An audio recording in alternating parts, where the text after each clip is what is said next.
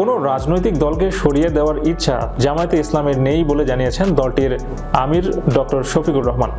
ভারতীয় সংবাদ মাধ্যম আনন্দবাজার পত্রিকাকে দেওয়া এক সাক্ষাৎকারে এমনটি জানান তিনি। সাক্ষাৎকারে জামায়াতে আমিরের কাছে জানতে চাওয়া হয়, একটা আতঙ্ক তৈরি হয়েছে।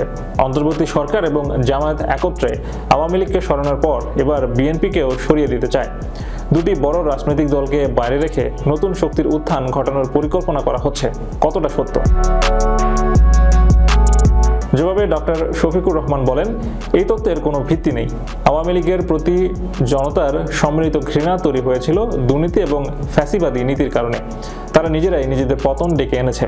কোনো সংগঠন বা দলকে সরানোর জন্য আমাদের কোনো ভূমিকা পালনের প্রয়োজন নেই। ভারত বিরোধিতা নিয়ে প্রশ্ন করা হয়। জামায়াতে ইসলামীর ভারত বিরোধিতা সর্বজন পরিচিত।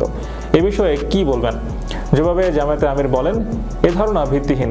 উদ্দেশ্য প্রণোদিতভাবে আমাদের নিশানা করে এই মতবাদ ছড়ানো হচ্ছে যাতে জামায়াতের রাজনীতির মিথ্যা ব্যাখ্যা ও বিভ্রান্তি তৈরি হয়। সমান মর্যাদা ও সম্মানের ভিত্তিতে আমরা ভারত সহ সব প্রতিবেশী রাষ্ট্রের সাথে সুসম্পর্ক বজায় রাখতে চাই। আমাদের আন্তর্জাতিক নীতি সবার সঙ্গে বন্ধুত্ব, কারো সঙ্গে শত্রুতা নয়।